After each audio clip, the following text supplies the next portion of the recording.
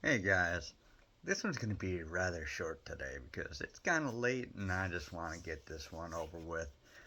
I had the opportunity today to finally listen to the South African president meeting with Trump. And oh my god, man, that was some crazy nonsense that happened there. I can't believe what I was listening to. It was, oh my god, like, it was absolutely insane just how much gaslighting the South African president was trying to do. That was like the most insane crap I have seen in a while. He wants to talk about, like, prove the Trump, that there is no genocide going on in South Africa. You know, I'm not sure how much you can call it a genocide, but we have over 1,000 people who have died that we know of so far.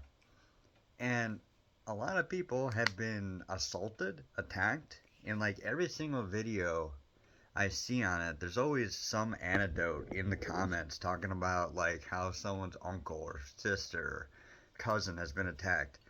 Now again, those are anecdotes, so they could be bots for all we know, but with how much evidence that there is actually going on with all this, it's hard to discount all of it. Especially since we have at least 1,000 victims. We have all the crosses and the names of the people who have been killed so far. Now, if you're not aware, the South African president, while not being part of the party that is outright calling for the death of the Boers, he ran on taking the land of South African white farmers without compensation. Like it was literally part of his political platform. He There's literally a video clip of him saying that they're going to violate their own constitution to take other people's land without compensating them. Because the Constitution of South Africa specifically says that if they take somebody's land, they have to give proper compensation. And the fact that that's even in their Constitution in the first place, I mean, that's what it sounds like. It actually sounds like that's literally a part of their Constitution. And if that's the case, that's absolutely disgusting. Now, I mentioned the other day uh, Nelson Mandela and how he was a socialist. Now, people would argue that maybe he was a social democrat and not actually a full-on socialist. The problem is that his wife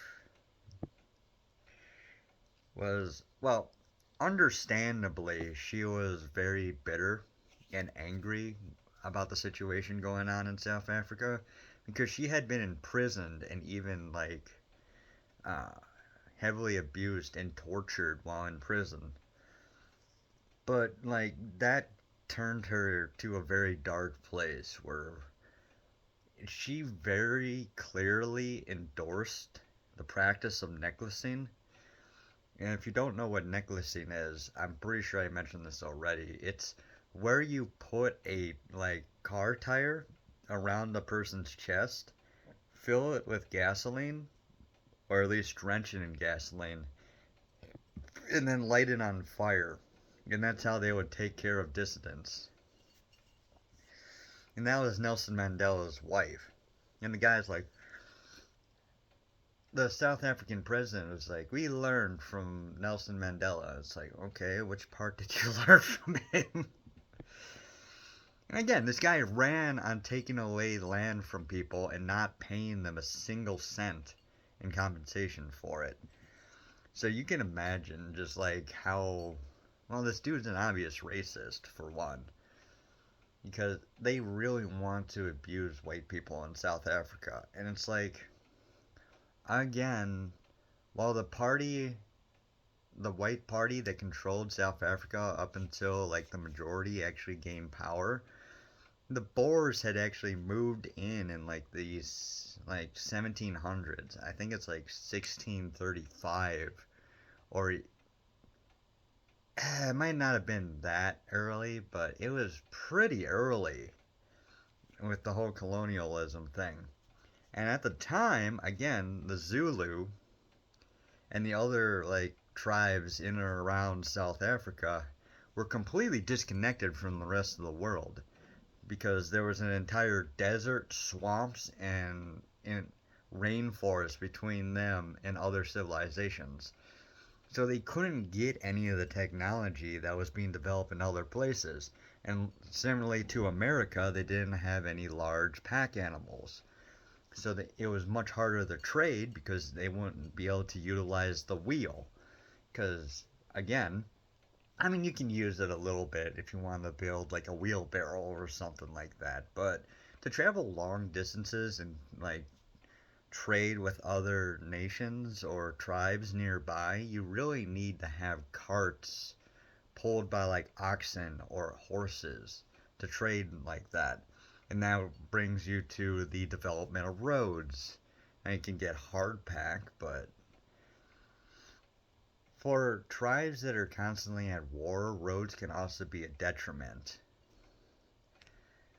Anyways, when the Dutch actually moved in, a lot of the land wasn't farmed because, well, it just wasn't suitable for it, and like the Zulu tribe wasn't really known for farming. They gathered food in other ways, like hunting or small scale stuff, and that was enough to take care of them.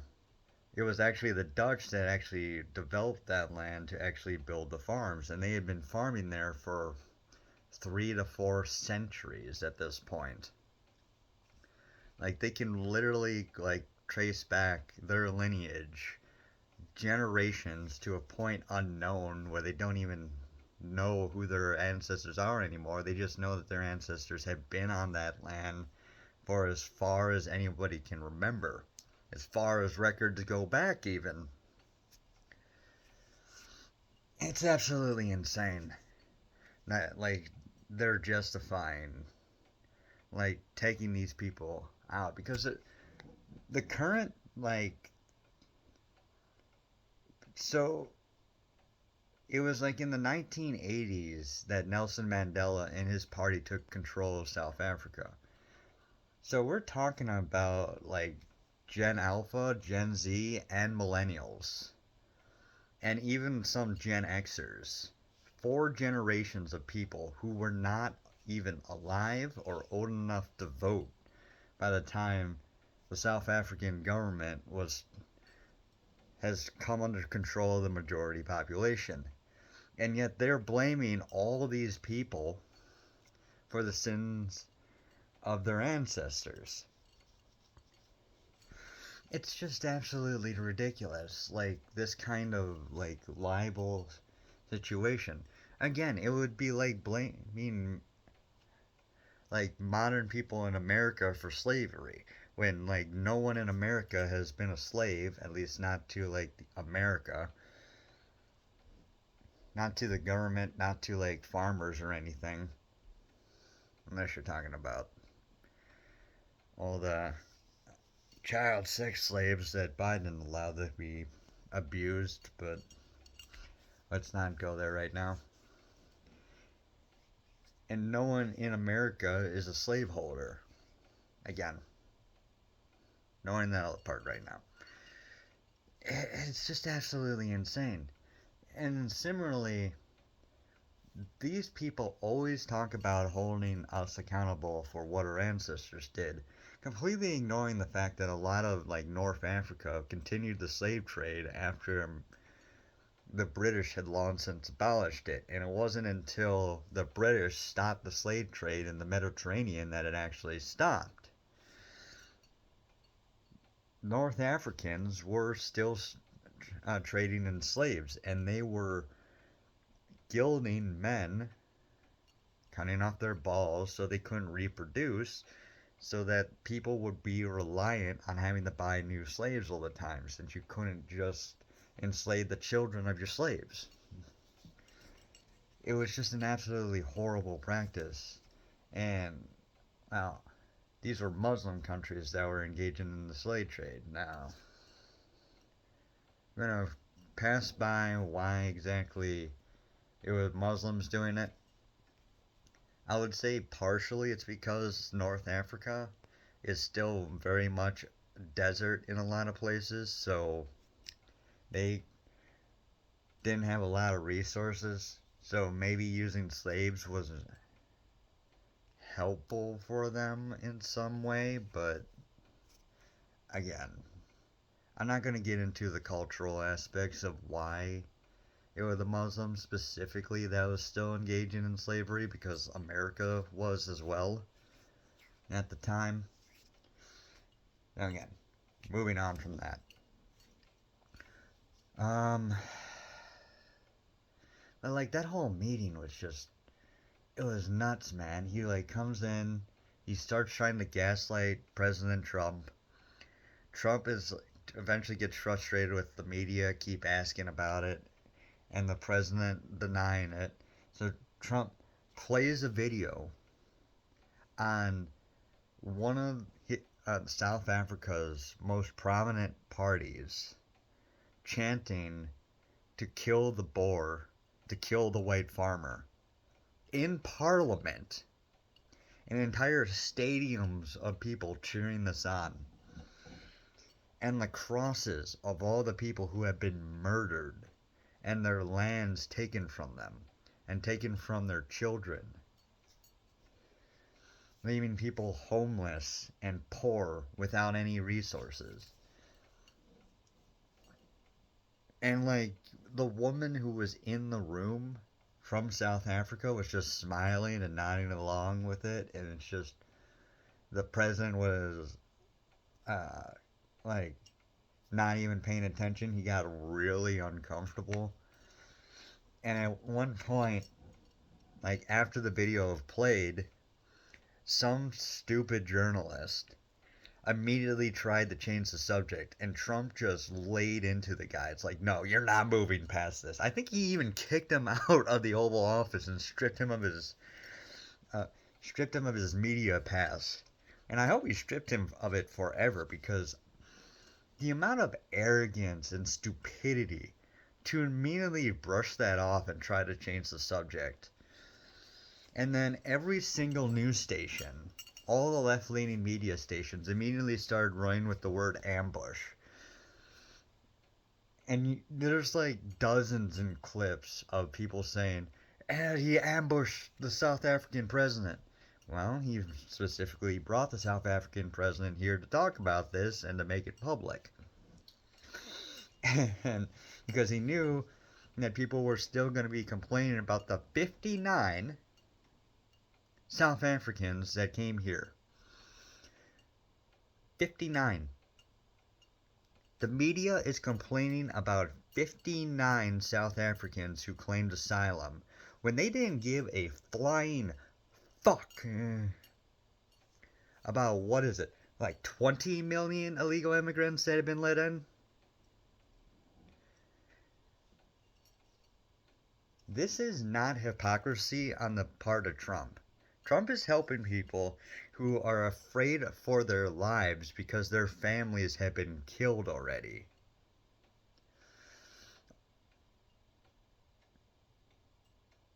A lot of people who've been coming to America, a lot of the illegal immigrants, are military-aged men. Men from the ages of 17 to 30.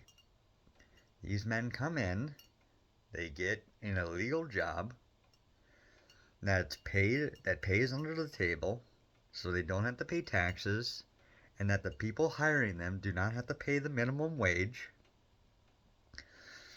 And they work like 12 to 16 hour days, as long as they want, really. As much time as they want, because they don't have to follow labor laws. And then they get paid. They engage in illegal smuggling, because if you're being paid like $5 an hour, you're not going to be able to like afford like good housing or good food. You're going to have to do something else to survive. And if that's sticking like 30 people into one house, that's fine for them. They don't care if they have to sleep on the floor in those horrible conditions. You know how easy it is to get sick when you're stuffed into a room with like 20 other guys. When I joined the military, man, and they stuffed like 80 people into one long room, everyone got sick. Everyone was getting sick all the time. We had some nasty stuff spreading, man. And they get paid pennies to do that job. And then they send all the money home that they don't need to survive to their families. Like, they're not even being paid a living wage. But to the families back home, it might be a living wage. But they could be paid 3 to 4 times that amount really easily if they were coming in here legally. And all that money just leaves the American system. Like, it's literally draining our coffers. The money comes into America from businesses from outside. Illegal immigrants get that money, and then they just send it out, and then that money is not taxed. It's just ridiculous. And then, like, these guys are completely trying to, like, brush past the fact that, like, at least 1,000 people, probably thousands of people have been murdered in South Africa. Like, Hassan Piker, for example, was like, oh, but it's the black workers on the farms. They're being killed too. It's like, yes, they are. Because the people want to go kill the people who own the farm, and anyone who gets in their way gets murdered. And a lot of them even get other things done to them. Things that could get you thrown in jail for your entire life.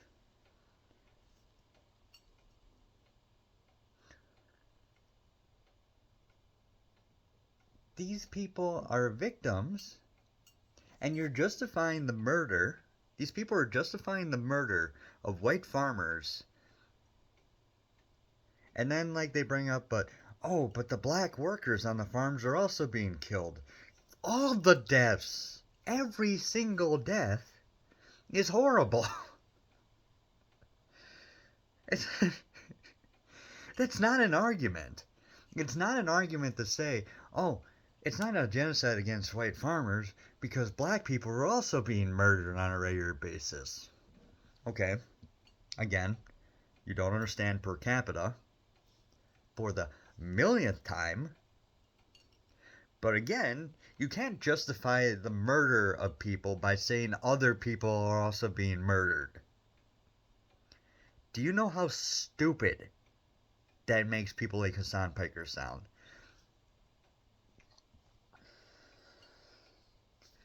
I'm just so amazed on how stupid the left has gotten, how stupid the Democrats have gotten, how stupid the media is. None of this looks good for them. This doesn't look good for Democrats. This doesn't look good for the socialists. This doesn't look good for the media. This doesn't look good for South Africa, who... South Africa, by the way, has said that Israel needs to stop bombing Gaza. Which, by the way, is why Hassan immediately took South Africa's position in this whole thing. Despite Hassan supposedly caring about genocide, he doesn't. He only cares about what his leftist friends and fans say. And by the way, speaking of Hassan, I'm probably going to have a whole video on him soon because, my God, he is having the biggest meltdowns I think I've ever seen in a creator. It is amazing. It is absolutely amazing how mad he is right now. It is hilarious.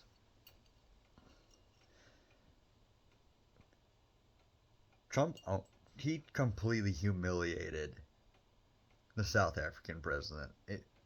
He humiliated that entire country. Like, Qatar gave Trump, well, he gave the U.S. Air Force, technically, he gave the U.S. Air Force a new plane. And that plane's going to be sticking with the military after Trump's out of office.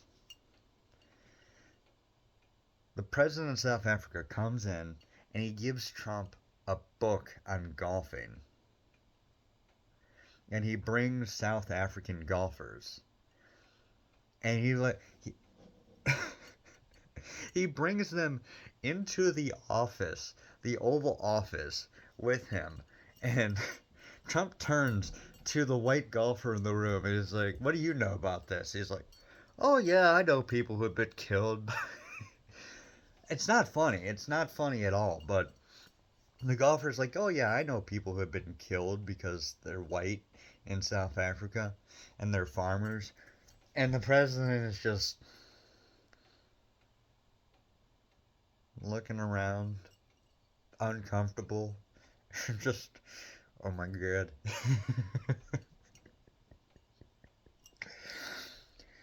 I want to make this really clear. Alright? South Africa deserves this. They deserve all this negative attention. They have allowed this to become a mainstream extremist position in their country. They have allowed literal, like, calls for violence to become the norm in South Africa. Not only that, they have gotten into the pockets of both Russia and China. They have joined BRICS, which, if you're not aware, stands for Brazil, Russia, India, China, South Africa. Now, the reason why India gets involved with Russia and China is because Russia is far to the north of them, but it is one of the most major countries nearby. And north of India is a bunch of the stands who are very good friends with Russia. Like Turkmenistan, for example, or Tajikistan, which were part of the Soviet Union, and they are still basically forced to be close allies with Russia. Now, they want to be close allies with Russia, but let's just say that Russia definitely has the leverage in that relationship. And then they have Pakistan to their west, and then they got Bangladesh to their east. And Bangladesh is a little bit better because, at least in terms of being a neighbor, but Bangladesh is also heavily overpopulated. Now, normally I don't really abide by that whole idea of overpopulation. There's ways to deal with it without, trying to downsize the population, if you know what I mean. But Bangladesh's infrastructure is complete garbage. Like, there are skyscrapers in Bangladesh, but we're not talking about like New York style, like uh, cities here. We're talking about like vast cities of just slums. Just everyone just packed in like frickin' sardines. And it is not a good place to live. The reason why Bangladesh doesn't usually go to war is because their infrastructure is just so awful that they're basically just dealing with conditions at home too much to actually do anything. It's way more complicated than that. I'll get into Bangladesh at some point because it's actually a really interesting place to live since it is just such fertile land with so much fresh water. It has the possibility to be one of the richest countries in the world based on where it's located. But there's like way too many people shoved in their cities. And the corruption is out of this world in there. But anyways, that doesn't make them a very good trade partner. So they got enemies to the west, they got a strong man to the north, and then they got China to the east. And China has basically been at war with India for decades now. Sorta, kinda. what happens is that there is a border dispute between China, and they don't want it to become a totally hot war. So when they fight, they don't fight with their weapons. What? Not with their guns. They'll take clubs and beat each other to death. Like their militaries have been killing each other for decades now. And it's basically just a melee combat. Like just medieval kind of warfare because they don't want it to escalate beyond that. But they have been fighting constantly. So India doesn't really want to be part of BRICS because of this, but they're kind of forced to be it because America has just been so shitty of an ally to them. For instance, for somebody to travel from China and get a visa to America, it was only taking like 5 days to get a visa if you lived in China.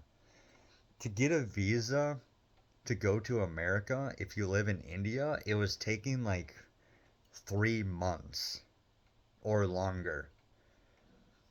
Like, under Biden, they were just treating India like the garbage dump of the world. And there's a bunch of jokes about India, but not every province is the same in India. That it is such a huge country with so many people. There's so many different cultural norms in different parts of the country that it's kind of you can't really like generalize like what it's like to actually live in India. But anyways, I go off the point. South Africa, on the other hand, really has no business having to get into bed with Russia and China because where they're positioned in the world, they can literally trade with anybody. And they're actually in a very good position to trade with Europe. But they had just been totally bought in to China. And based on the kind of violence that South Africa allows to happen in their country, it is not very surprising why they would get along with dictators, even though they're still holding democratic elections in South Africa. Because they know that they have been violating a lot of civil rights, international like laws and regulations that United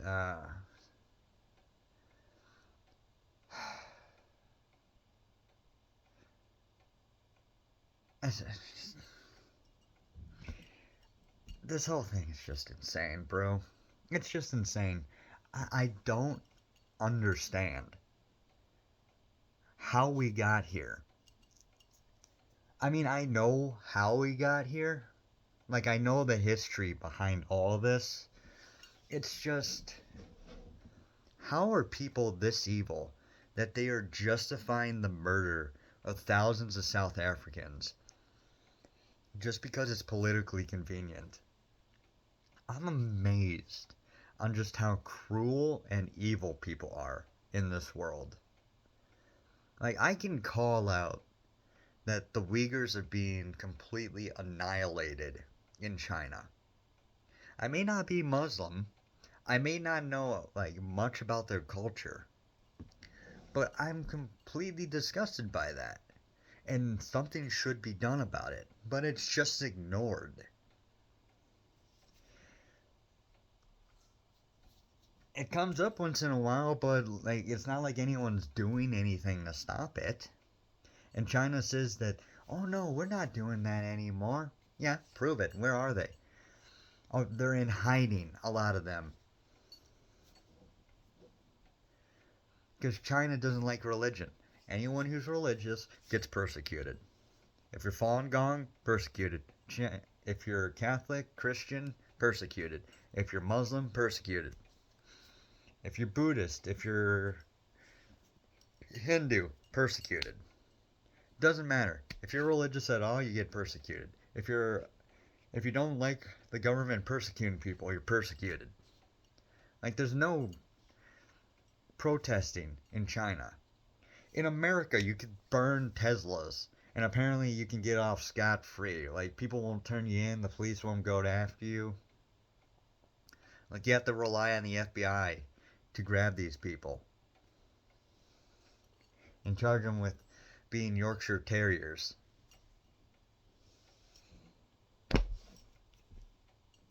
The world has gone insane.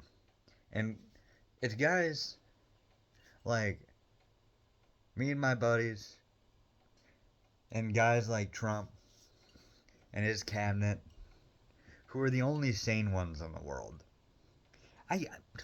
I'm still amazed that that reporter was so goddamn brazen as to immediately try to change the subject as soon as they played all the evidence. Not all the evidence, that was only a clip show, a small little bit of evidence, but very definitive evidence that they are killing white farmers in South Africa, and he immediately tries to change the subject. I could not express to you my utter disdain for monsters like that. Because that's what that is. That is monstrous behavior.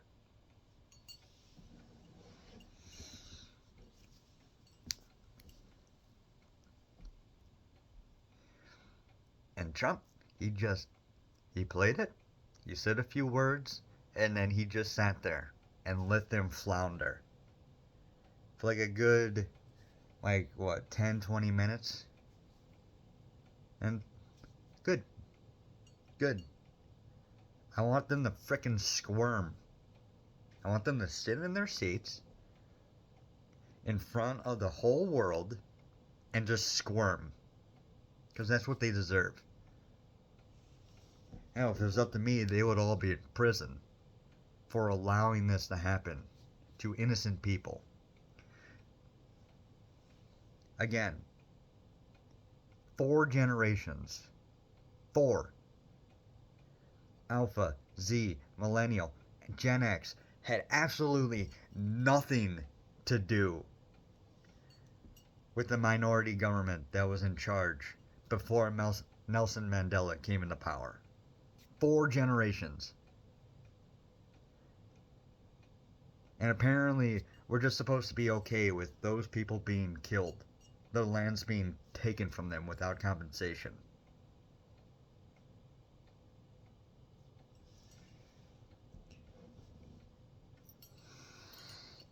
Now look, if someone was from Venezuela and they came to America, or they were from Cuba and they came to America, those people I can understand coming in. Cuba has been a dictatorship for a long time.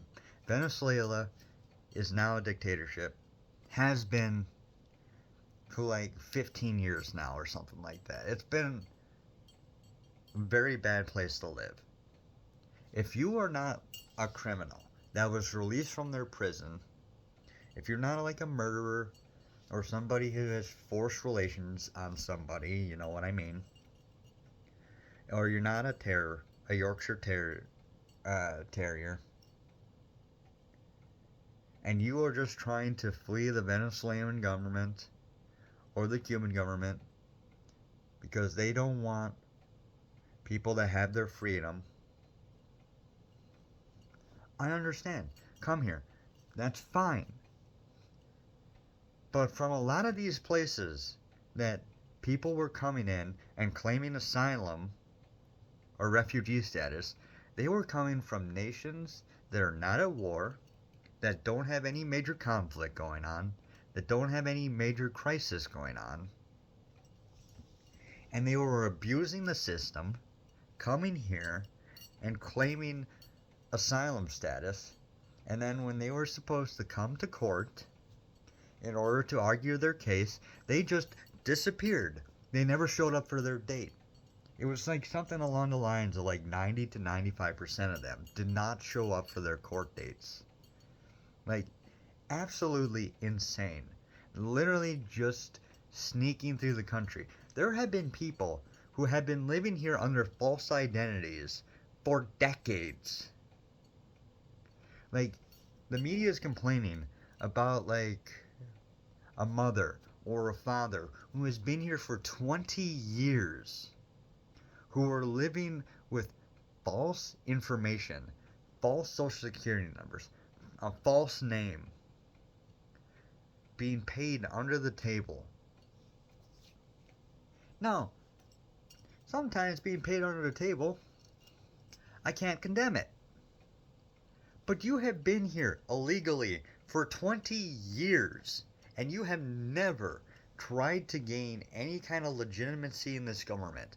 You had the entire Obama administration, you had the entire first Trump administration, you had the Biden administration, you had 4 years of Bush, and during that entire period, there was a good possibility that you could get asylum status or a green card or your citizenship. Trump complained about the border during his first term, and he deported people. But you gotta remember that in 2021, the first year that Biden was in office, he deported more people out of California than the entire country had deported in 2020 under Trump. Let me repeat that. California in 2021 deported more people out of their state than the entire country did the year before.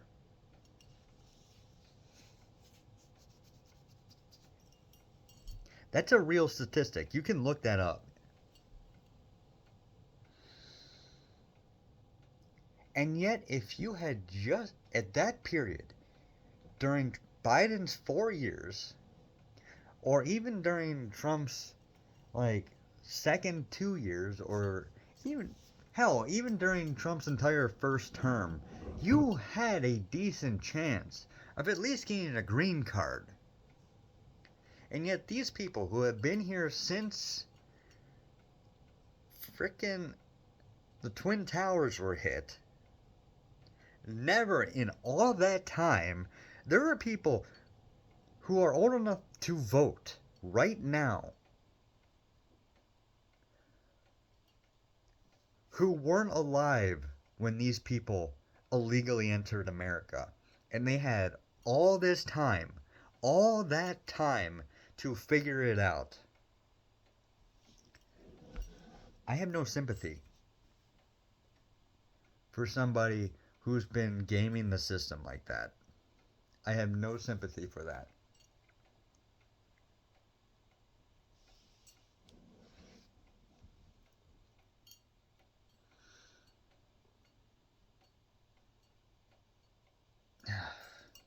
You can tell how frustrated I am with all this. I am just so frustrated with the Democrats. I am so frustrated with the leftists. I want to remind people, I vote for Democrats occasionally. There are some good Democrats out there that I like. A lot of them have left the Democrat Party at this point because they think the Democrat Party has gone completely off the deep end. But I would like to have a sane Democrat Party in America. I don't trust the Republicans. The Libertarians are just ridiculous. Other major parties,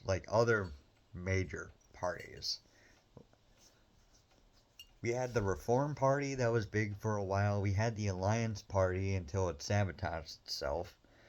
And then we have a whole bunch of socialist parties like the Working Families parties. And then, what's the one in... Oh, I'm trying to think of what the one around here is. We had the Working Class Party. And there's the Conservative Party of New York, the Independent Party of New York. And then we have the Conservative...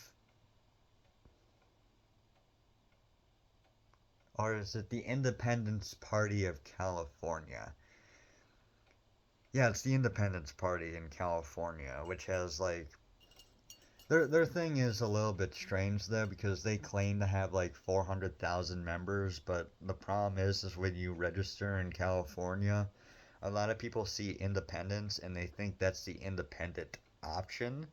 So they just click that box and they don't even realize that they actually signed up for a party. They thought that they were signing up for in as independents, which is a different option. I will eventually get into the history of like a bunch of these minor parties and the absolute insane leaders that came out of it. Some of them are just absolutely hilarious. Like the Reform Party is fascinating. The Natural Law Party is fascinating. It, and the whole thing about how New York runs its party system is also interesting. Like I tracked like all these parties in both the 2020 and the 24 election. And anyways, I gone way off topic at this point. I am just so freaking happy that they completely destroyed all of South Africa's and the media's like talking points on what's been happening in South Africa. Man, I am just so happy I voted for Trump. People keep making up this false like idea that like people regret voting for Trump.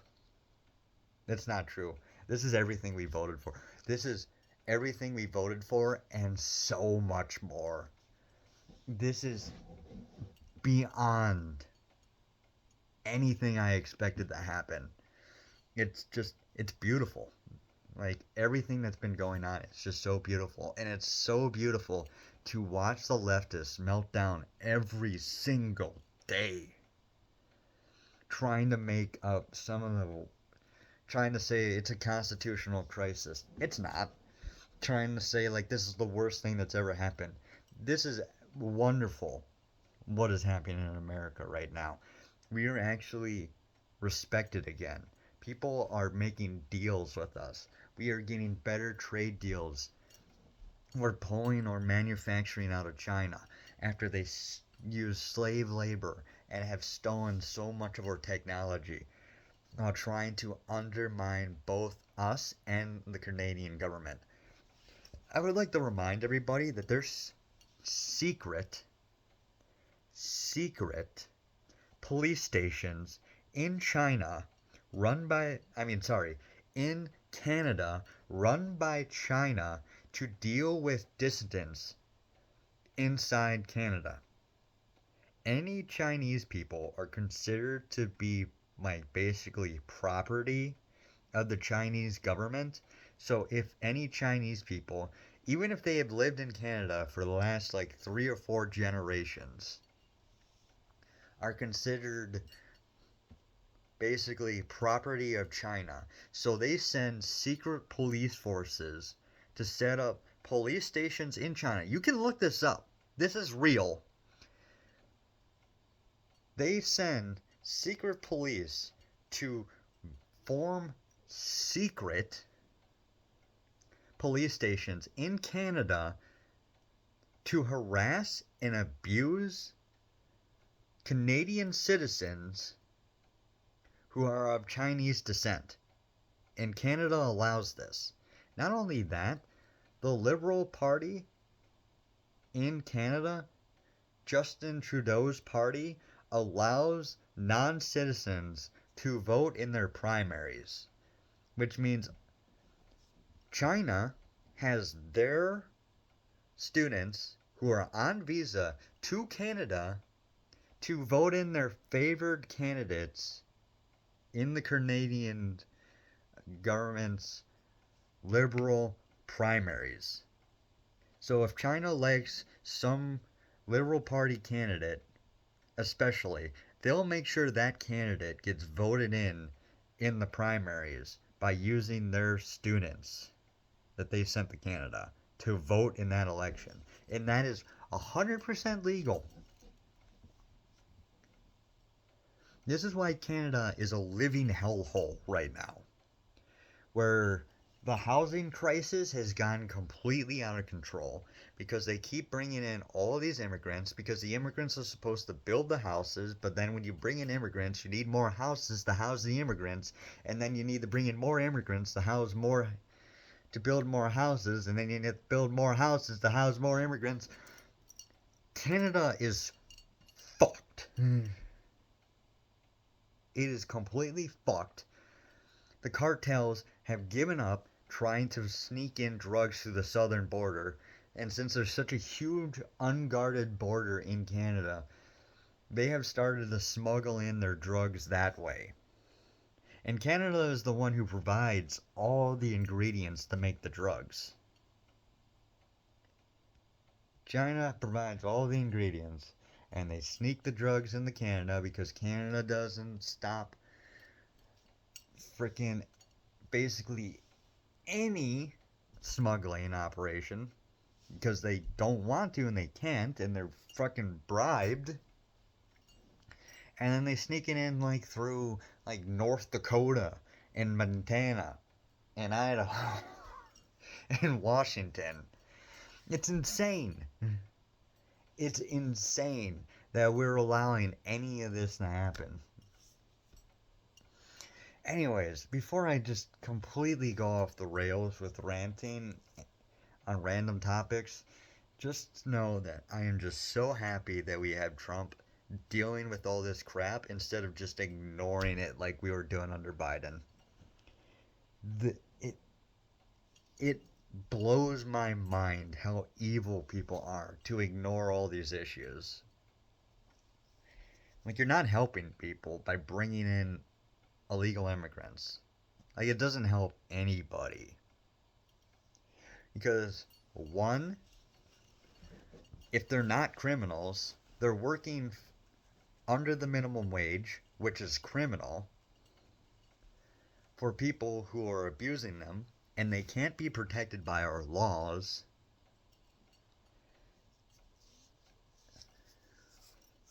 And then they ruin their chances to ever become American citizens. Like, if they just came in the legal way, they'll get paid a living wage, actual, at least minimum wage, probably more, be protected by our laws, get Social Security, all of the benefits. But no, they're being paid like a fourth of minimum wage. If they die, their bodies are probably just dumped in the desert somewhere or buried in the woods because we can't track these people. Like, they're abused by like, I wouldn't even say criminal masterminds because you don't have to be a criminal mastermind to sneak somebody into America. There were entire parts of New Mexico that were completely unguarded. Not even like a 2-foot wall. Not even like a wooden fence or anything. It's just open land you could just walk through. I mean, walk through, relative term, because we're talking about an area that less than hospitable, but I have it on good authority that New Mexico, a lot of the places in New Mexico are not nearly as dry and barren as people say. Anyways, again, I am going on another wild tangent right now, so I'm gonna call it there, guys. That's it. I was gonna make this a short one, but it's not short anymore, so bye.